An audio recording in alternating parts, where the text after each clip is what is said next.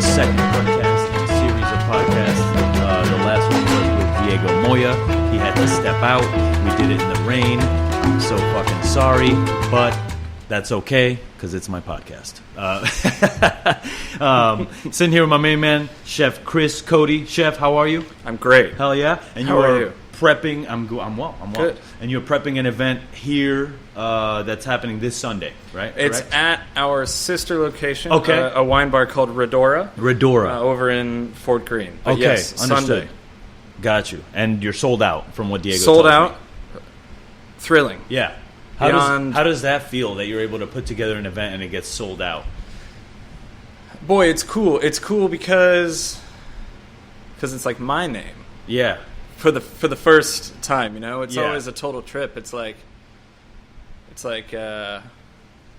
learning to like cut an onion again. Yeah. Because now it's my onion. Yeah. I can see sort that. of- I can see that. So I was doing all this on a couple of days off, you know, cooking through this menu that I'm going to serve, and you're sort of reaching into old tricks that you know. Yeah. And I'm doing all this shit, and then I'm just like, just cook the carrot. Yeah. Just cook the carrot. So sort of, you know, You're trying to take it back, trying to find humbling this yourself. new. I'm trying. Yeah. I For hear sure. you. Yeah, he was just mentioning, like, when you cook a carrot versus, like, roasting just a carrot versus roasting a carrot for a dish is very different. Yeah. So I like that mentality, that thing that Diego told me. But, you know, that's what you're doing today. We're going to take it all the way back. Nice. All right? We're going to find out more about you. Where were you born? Portland, Connecticut. What? Portland, Connecticut. There's a Portland, Connecticut. Maine, Oregon. There's one in Texas. Really? As well. Yes. You know this growing up in Portland, So where it's all like- the other Portlands are. Yeah, so it's like Springfield kind of. Exactly. The Simpsons. Sure. You don't Totally. know where the fuck it is. Absolutely. Got you. I grew up in Meriden. Connecticut. Yeah. How Whoa. far away is Portland from Meriden? 30 minutes. It's Really? right across the river from Middletown. Oh, no way. Okay, got That's you. the little got town you. on the other side of the Oregon Bridge. Yeah. I had no idea you were from Connecticut. Yeah. My mom is a CO at the Cheshire prison. Wow. Yeah. So Cool. she does that up there, and she's an amazing woman. Of course. Fucking All moms are. weird. Connecticut weird. You know, I didn't like. We moved there from Puerto Rico. Yep. And you wouldn't really know that there's a huge Puerto Rican population in Connecticut, and there's a lot of like pockets of good ass like food, whether it be Indian, Colombian food, Puerto Rican food, Jamaican food, in New Haven and Hartford. So yeah. Well, my first restaurant job was in Hartford. I'm sure we'll get there. Oh, hell yeah. Big Puerto Rican Cool. community there. Yeah, Absolutely. So in Portland, Connecticut. Yep. Portland, Connecticut. Yeah. How was growing up there? What did your parents do? My mom was a first grade teacher. Okay. She actually, this is a good story. When she finally got this job, it was taking over my first grade teacher, my brother's first grade teacher. So then for the next 15 years, she taught first grade in the same classroom that both of her children at first grade. Doesn't that just tug at your heartstrings? Yes. Very Hallmark. That is like romantic. It's good stuff. Like a motherfucker. And then my dad was an accountant. Okay. They both retired last year. Very cool. Yeah. All right. So living the life, retired life. Yeah, they've since moved to Vermont. Uh-oh. Building a little home. My feel dad like is from Vermont. It's a way better place to retire than Florida. Than Florida, absolutely. Yeah, I'm sorry. Like everyone's, let's go down to Florida. It's like, let's go down to Florida. Bro, go to Vermont. Go to New know. Hampshire. You're not even going to be able to live in Florida. Go to soon Maine enough. where the sun rises first. Beautiful. Like, you know what I mean? Yeah. That's not a lie. The shit comes up at like 4:30 in the morning. can Ask get down anybody with that's that. from Maine. If you're retired, you Yeah. can go to bed early. It's, So, you're living in this town. Are you playing sports? You know. I did until I sort of was old enough to realize I didn't have to. Yeah. Never was very good. Gotcha, but yeah. Played a lot of soccer. Yeah. Played baseball and until I got hit by a pitch one day, and that And was then the you're end like, of that. fuck this. Yeah. Never very good. Yeah. What were your first jobs? First job was in a kitchen. Got I was you. applying to the Culinary Institute of America, and at the time you still needed to have some experience Yeah, beforehand. 6 months. Yeah, whatever 6 it was. months, Yeah. something like that. So I did it at this restaurant called Max Downtown in downtown Hartford in City Place, if that's still the name of the building, but it was at the time. Yeah. And then at the end of that, they hired me. So that was my first job. That was cool. I was like a junior. When did this interest in food start? Well, Plan A was to act. Oh, you were going to be an actor. I wanted to act first. Same here, bro. They were for real? Same here, yeah, for real. Amazing. Maybe we can do a fucking dinner theater fucking restaurant, bro. Whoa. Like a good dinner that would theater be crazy. restaurant. We both have the voice. Yeah. Still. Where people get We've killed, held on to you it. know? Like a fucking... Yeah, like a whodunit? Yeah, exactly. That's sick. Dibs on the monocle. Yeah. So then, wanted to act, and we would go see plays at like the Bushnell Theater or wherever, and we would go out to eat beforehand. Yeah. So sort of fell in love or was intrigued by restaurants first. Always enjoyed that. Fried calamari, Italian restaurants, very sort of old school kind of deals. And then as I fell sort of out of interest in pursuing acting, I sort of, and this is my chef's table answer, I noticed like a similarity between performing a play and cooking a dinner. Yeah. Sort of like you got one chance. It's the same preparation. Especially as you move into like fine dining.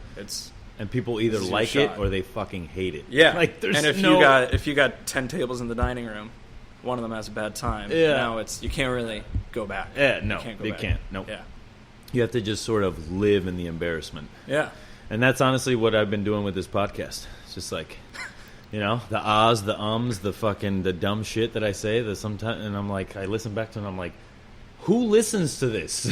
and then I'm like, I'm so grateful for the people that do. Yeah, because they're all like, we're all the same exactly. in so many ways. Yeah. And it's just like not sweating the small shit. Yeah, chefs are a rare breed, and we're able to shake things off easily. Or at least for the moment, and then we'll go cry about it later. But you know how it is. So that transferred into a love of cooking, of wanting to cook. Yeah. Did your parents have anything to say about that? Did they support you? Were they like, no, I don't think... Perfectly, so much support. Constant support. No matter what I wanted to do. Except when there was like a brief phase where it was like, I wanted to join the circus.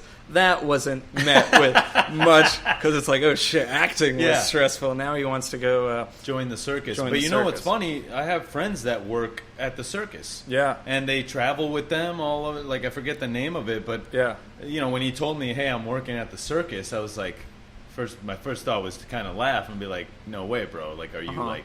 And he's like, no, dude, I'm like operating the rides. I'm not like wearing clown makeup and being like juggling. There's still some romance to that as well, But apparently, working in circus environment is crazy.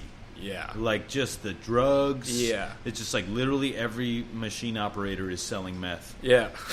I was like, I'm definitely not exciting enough for all of that. That's crazy, right? Yeah, that's crazy. Yeah. It's like, now just... Keep that in mind. Any circus you go to, you can find drugs. Bullets dodged. You can find Kitchens drugs. are more or less quite tame now anyway. Yeah. They're not the circus they used to be. Yeah, there you go. Yeah. Wow.